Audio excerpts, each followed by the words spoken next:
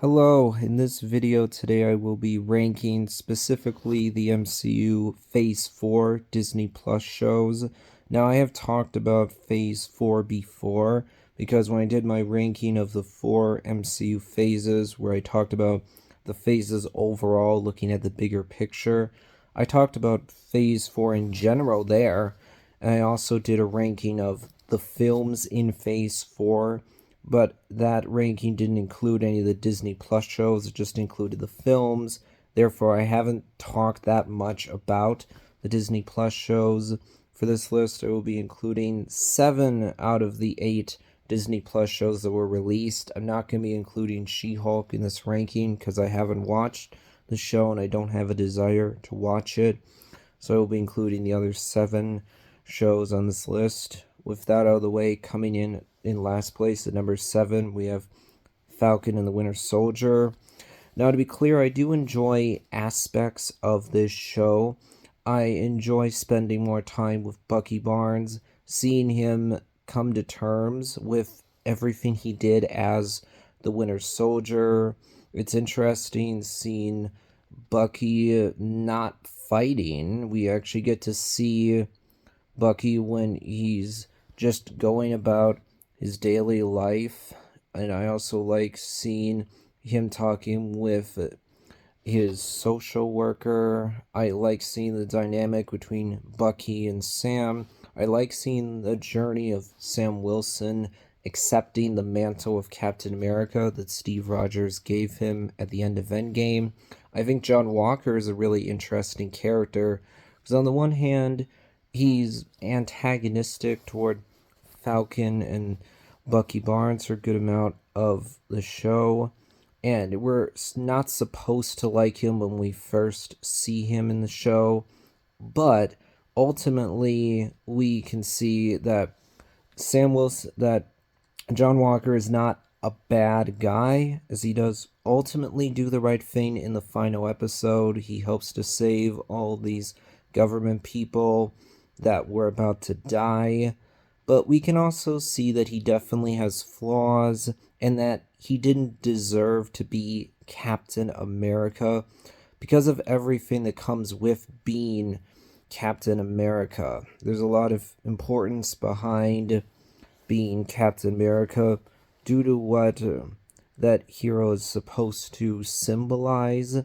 And in particular, when John Walker kills the Ron Flag Smasher, who didn't actually kill his friend in front of a ton of people with the Captain America shield, we can really see that he didn't deserve to be Captain America. I think it's really interesting that he's now U.S. agent, basically a more morally gray version of Captain America, whereas Captain America is more the black and white, morally pure hero. That's what Captain America is supposed to be. U.S. agent clearly is not. Also, I think it's interesting seeing the character Valentina de Fontaine, who clearly is going to be important in the MCU moving forward. But I do have issues with this show, in particular with the villains of the Flag Smashers. I like the idea behind the Flag Smashers and how that ties in with the blip. But the problem here is that for the first 3 episodes of the show, the Flag Smashers are just stealing medical supplies. Therefore, they don't come off as a threat that urgently needs to be defeated. It's not until we see the Flag Smashers blow up a building that kills some people that you get the sense they are a threat.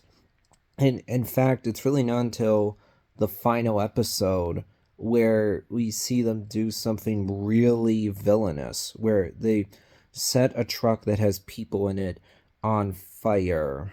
Now, I do like the character of Isaiah Bradley. I think it's interesting that at first he's very cynical because of how the US government treated him, because of everything that happened to him in the past, and how the things he did for the United States were not remembered or recognized. He was not honored for his service to this country.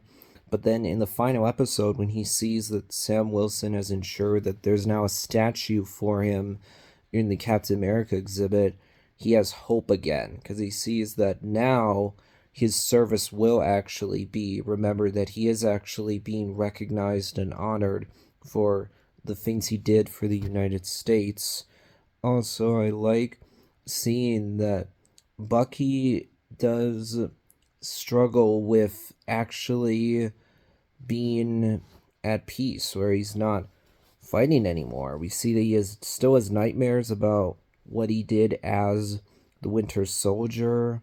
When he goes on a date, it's awkward, which makes sense for him because that's not something that he's used to. But overall, I do have issues with this show. But coming in number 6, we have let's see, I'm going to go with Miss Marvel. Now, to be clear, I do enjoy this show. I think it's good. I think that Kamala Khan is a really good main character. She's very likable, endearing, charming, fun to watch.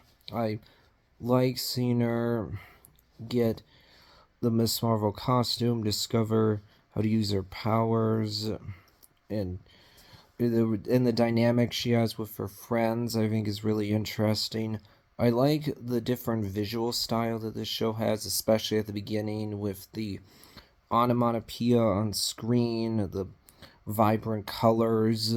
This show definitely has a different vibe than other shows released in Phase 4. I mean, this is very different from Moon Knight. Those two shows are like polar opposite of each other. This one is definitely more of a young adult show. Moon Knight's definitely an adult show. But I do think the finale was rushed, though I thought it was interesting seeing Kamala go back in time, learning more about her family. But I don't feel that the villains of this show were the best, similar to Falcon and the Winter Soldier, which is why I'm placing this one lower on the list. Coming in at number 5, we have WandaVision. This one is frustrating for me because with WandaVision, I feel like this show has high highs and low lows. On the one hand, I like how creative this show is. That with the first 3 episodes of the show, each one of them goes for a different decade of sitcoms.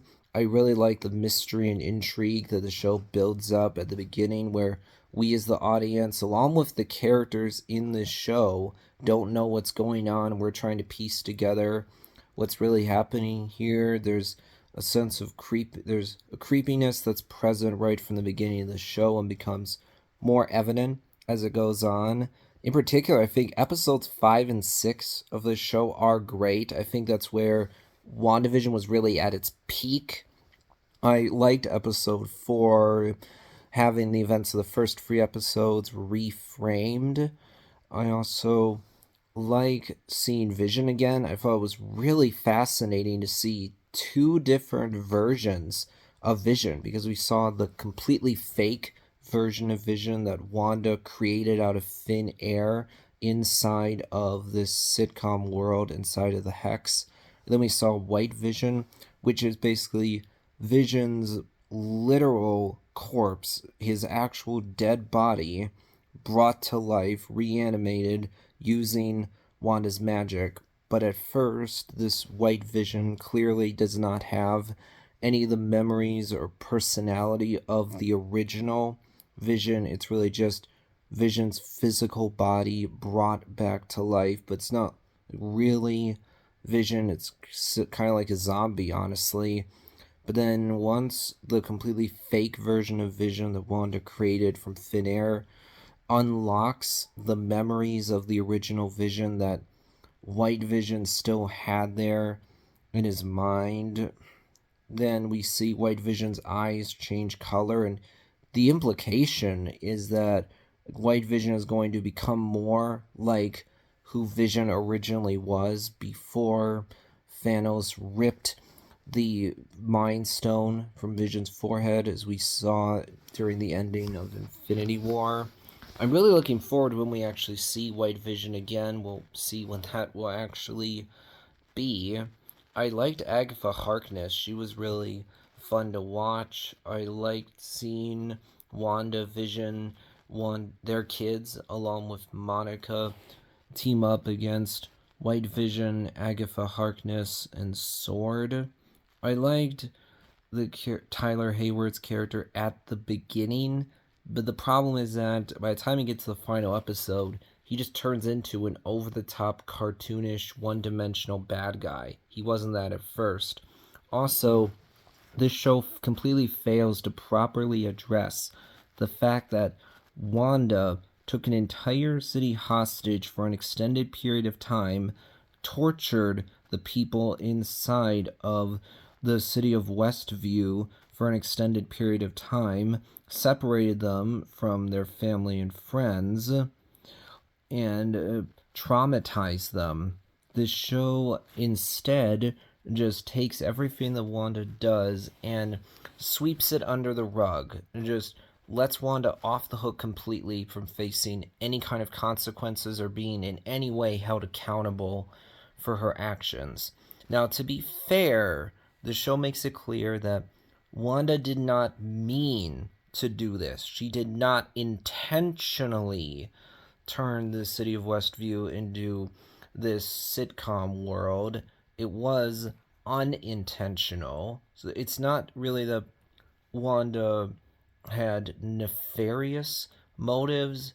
What really happened is that Wanda was so broken, so emotionally damaged, that she just exploded. All the pain, grief that was inside just exploded, and that led to the hex. But that still does not change the fact that the people in Westview suffered horribly and were traumatized because of Wanda. And yet, the show completely fails to properly address how Wanda terribly hurt the people of Westview. In particular, Monica Rambeau's line, which says, "They'll never know how much you sacrificed for them," is really, really stupid, and is just a way of letting Wanda off the hook from being held accountable for her actions. Also, while the show was definitely great at building up mystery and intrigue, sadly, WandaVision really struggled to pay off all that mystery and intrigue.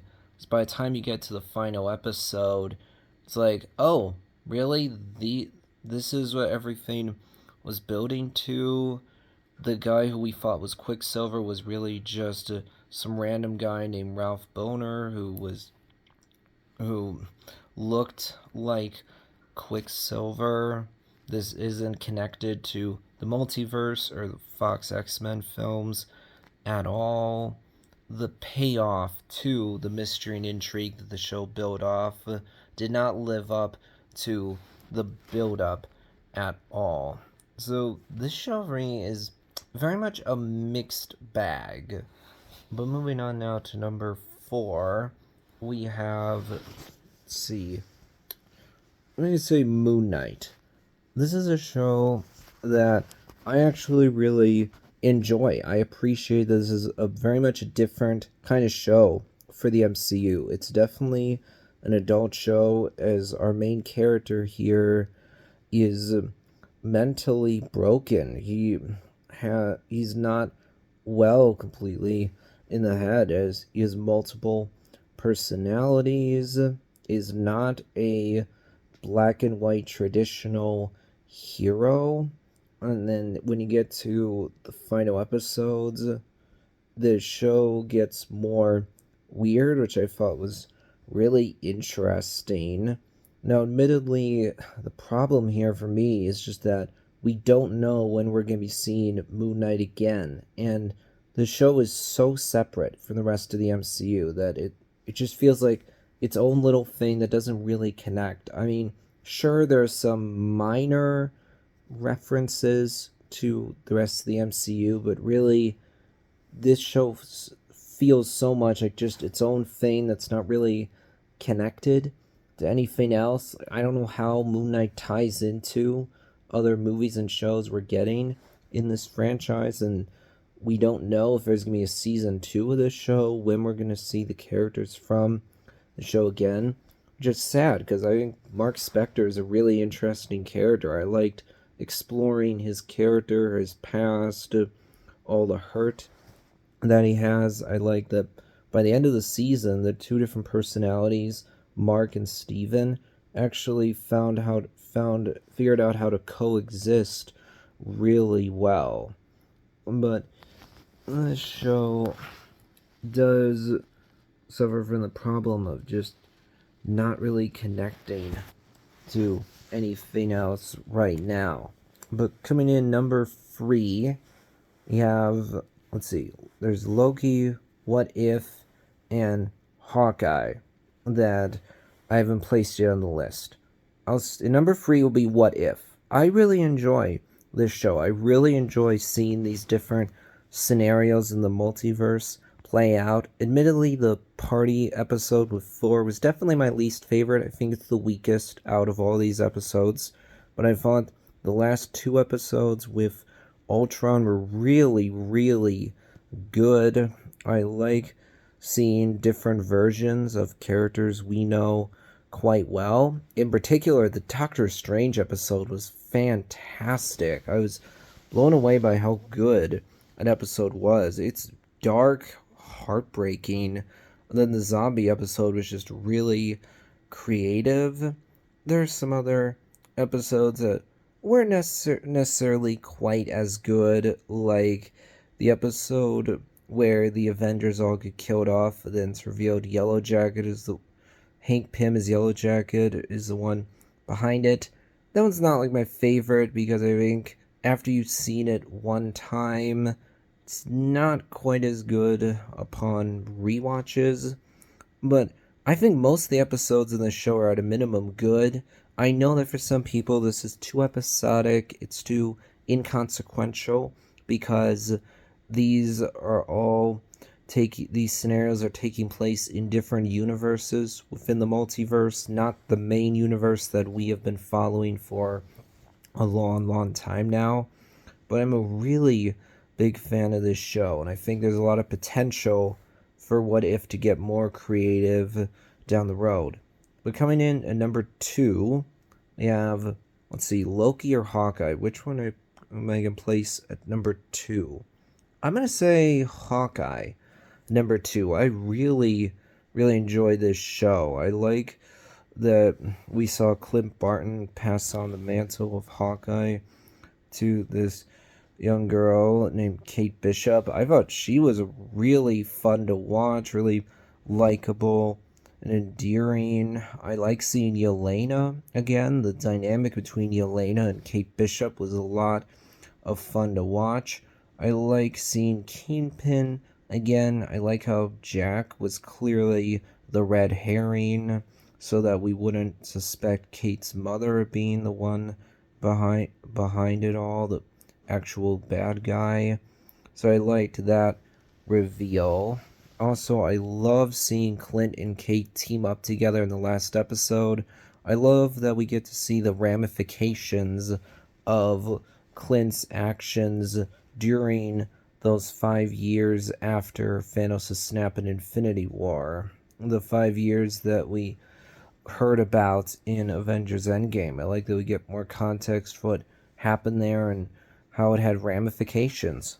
But coming in number 1, we have Loki. I really, really enjoy this show because it gets fascinating exploring the TVA, exploring this different version of Loki.